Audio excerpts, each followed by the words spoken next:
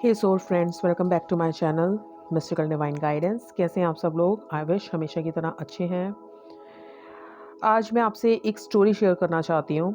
वो of course वो story सबने सुनी होगी, सबने क्या ज़्यादातर लोगों ने सुनी होगी, पर क्योंकि हम अक्सर चीज़ें भूल जाते हैं तो हमें टाइम टू टाइम चीज़ें याद करनी होती हैं। उसकी बहुत ज़्यादा इंपॉर्टेंस है जब आपने स्कूल में कोई चीज़ पढ़ी है या लाइफ में कोई चीज़ सीखी है, पर हम भूल जाते हैं। It's story about masterpiece last leaf. अगर आपको याद हो, 9th स्टैंडर्ड में आपने पढ़ी है, और जिसने नहीं पढ़ी या जिसको नहीं पता या जिसको भूल गई है, ये उसके लिए। आप चाहे तो स्किप कर सकते हैं, चाहे तो सुन सकते हैं। It's all up to you. ये स्टोरी है उस पेंटर के बारे में जिसने बहुत सारी पेंटिंग्स बनाई है, और उससे पूछा जाता है कि आप का मास्टरपीस कौन सा, जब आपने इतनी सारी पेंटिंग्स बनाई हुई, आपका पूरा रूम भरा हुआ है। तो उन्होंने बोला कि ये जो मेरी मास्टरपीस होगा वो मैंने अभी तक बनाया ही नहीं, क्योंकि हर इंसान को लगता है कि वो परफेक्ट नहीं है, वो परफेक्शन देगा, वो एक ऐसी चीज़ बनाएगा जो अलग ही होगी, दुनिया से हट की होगी। उसके पीछे बहुत सारे कॉन्सेप्ट होते हैं, क्योंकि अगर हमने मान लिया कि हम ये मास्टरपीस है, दैट मीन्स आप आगे कुछ नहीं करने वाले। और कुछ लोगों को जेन्युइनली पता होता है कि वो उसका मास्टरपीस नहीं, और कुछ लोगों का मास्टरपीस कहने का मतलब चीज़ का ये होता है कि उसमें उनका सर्विस भी हो सकता है, बहुत सारी चीज़। लेकिन अब इस पेंटर के बारे में जब हम बात कर रहे हैं लास्ट लीफ के स्टोरी के हिसाब से, तो जब इनसे पूछा गया कि आपका मास्टरपीस क्या है, तो उन्होंने कहा वो स्टिल वो पेंडिंग है और मैं बनाऊंगा। तो उनके नेबर, ऑपोजिट साइड नेबर में एक लड़की होती है जिसको एक ऐसी बीमारी होती है कि उसको ऐसा लगता है कि मैं नहीं बचूंगी। वो बीमार हालत में होती है, बेड पे होती है, बहुत बुरी हालत में होती है, तो वो उससे लगता है कि नहीं बचूंगी। तो हमेशा वो खिड़की के बाहर लगातार चीज़ें देखती रहती है। तो उसके फ्रेंड ने बोला कि तुम बाहर क्या देखती रहती हो उस खिड़की के? तो कहती है ये जो बाहर पेड़ है, ट्री है, इस देखो अभी आंधी तूफान है, मौसम चेंज हो रहा है, इसकी सारी लीव्स झड़ रही हैं। कहती है मेरे को क्यों ऐसा लगता है कि जब इसकी लास्ट लीफ भी झड़ जाएगी, उस दिन मेरा लास्ट डे होगा, मेरी मौत का, मेरा अंतिम दिन होगा, उस दिन मैं नहीं बचूंगी। तो वो देखती रहती है रोज़ उसको। आंधी तूफान आते हैं, बहुत सारी चीज़ें आती हैं, वो पत्ते धीरे धीरे वो झड़ना शुरू होते हैं, झड़ते हैं। तो ये बात उस पेंटर तक भी पहुंचती है। तो पेंटर के दिमाग में कुछ आता है, तो वो क्या करता है कि उस दिन बहुत तेज़ बारिश होती है, और उसे पता है कि पेंटर को कि वो आज नहीं, जो मतलब पेड़ है वो ऑलमोस्ट सब लीव्स जा चुकी है, बहुत थोड़ी सी लीव्स रह चुकी हैं।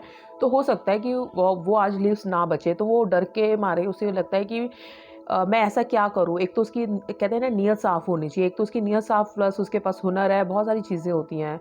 तो वो वहाँ पे वॉल पे जाता है और वो एक ड्रॉ करता है लीफ। और अब आप कहेंगे कि वो लड़की को नहीं पता होता है? नहीं, शाम रात का टाइम है, लड़की सो रही है, उसको नहीं पता। तो वो पूरी रात बारिश तूफान में वो लीफ ड्रॉ कर रहा है, और वो इतना प्यारा बनाता है उस लीफ को। दूर से देखने में ऐसा लगता है कि वो एक्चुअल में लीफ है, उस पेड़ के साथ जुड़ा हुआ है, और वो पत्ती बिल्कुल हरी भरी बनाता है। तो वो लेकिन पूरी रात बारिश ऊपर आने से वो खुद पेंटर बीमार पड़ जाता है, और बीमार पड़ने के बाद उसकी डेथ हो जाती है।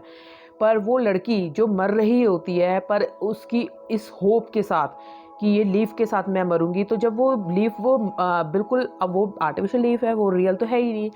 तो वो लीफ वहाँ पे वैसी ही होती है, और फिर वो जब उसको कुछ नहीं हो रहा होता, तो उसके अंदर एक होप आती है कि इतना तूफान अगर ये पत्ती झेल गई तो मैं क्यों नहीं झेल सकती। तो उसके अंदर एक इंस्पिरेशन आती है, तो वो खुद भी रिकवर होना शुरू हो जाती है। रिकवर कैसे रिकवर हो रही है? जब उसकी होप, उस चीज़ ने उसको मोटिवेट किया, तो वो डेथ बेड से भी निकल के बाहर आ रही है।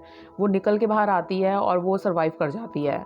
तो उसके बाद मतलब जो वो लड़की मरने का सोच रही है वो बच गई, बट जो पेंटर था वो इस दुनिया से चले गया, और वाकई उसने ये चीज़ साबित कर दी। वो उसका मास्टरपीस था, वो ऐसा मास्टरपीस था जो उसकी कोई वैल्यू नहीं थी दुनिया में, वो लाख करोड़ का भी नहीं था, वो एक अनमोल था, क्योंकि उसने एक ज़िंदगी बचाई थी। ज़िंदगी से बड़ा दुनिया में कुछ नहीं हो सकता। हालांकि उसकी खुद की ज़िंदगी चले गई, पर उसने किसी और लड़की की ज़िंदगी बचाई।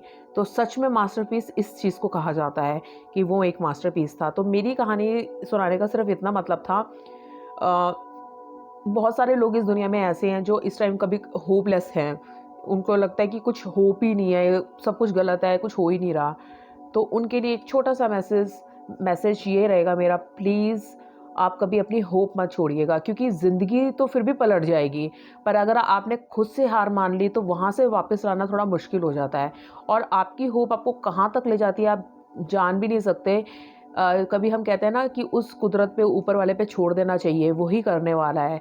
तो आप इस चीज़ को अपने दिमाग में रखिए, किसी भी परिस्थिति में अपनी होप को मत छोड़िए। सारे दिन एक जैसे नहीं होते, दिन हमेशा बदलते हैं, आपका भी बदलेगा, मुझे पूरा विश्वास है। तो मेरे ये उन छोटी सी स्टोरी उन छोटे से व्यूअर्स के लिए जो छोटी सी क्वांटिटी में है, पर मुझे उम्मीद है कि ये उस तक ज़रूर पहुँचेगी जिसको इसकी सबसे ज़्यादा ज़रूरत होगी, क्योंकि ऐसा मैंने खुद भी अपनी लाइफ में देखा है, जब आपको बहुत ज़्यादा ज़रूरत होती है किसी चीज़ की, कुदरत उससे मिलवा ही देती है।